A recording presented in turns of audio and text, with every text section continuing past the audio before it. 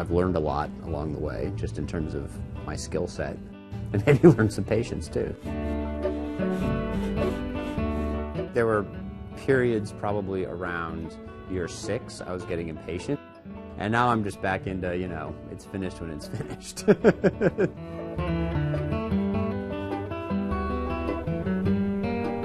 My name is Jonah Eaton. We're in my boat shop in North Philadelphia. I am building a 42-foot traditional schooner. It's a large wooden sailboat. I've been working on it on and off over 8 years now, and I'm hoping to sail with it with my family, at least across the Atlantic, maybe further, we'll see. We never really questioned whether this was just a stupid idea or not. We just kind of went for it, pretty much. So the most basic plan you get is the line drawings. I was working as an engineer. I got bored. We sort of have a history of boat building in the family. So, you know, I was in my early 20s and thought this would be a neat 20s things to do. I'm now in my early 30s and still at it.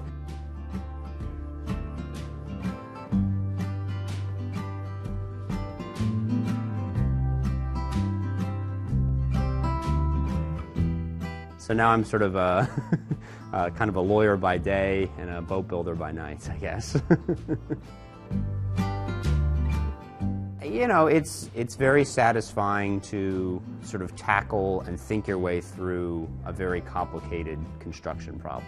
So the tricky thing is you got to cut this beam to fit into these notches. I mean, when it comes to woodworking, there are a few things, you know, building a boat is about as hard as it gets. I mean, there's no right angles. Everything is constantly sort of curving and shifting around on you.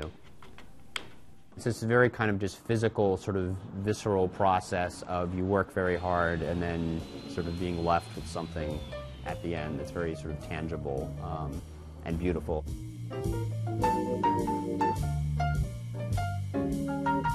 So it's kind of been sort of a community effort. I mean, there's a long, long, long, long list of people who have, you know, come in even for just a few hours or a day.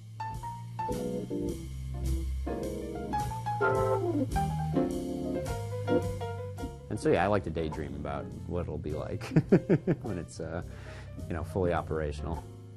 I'll be the happiest man in the city once the day we put this into the Delaware River.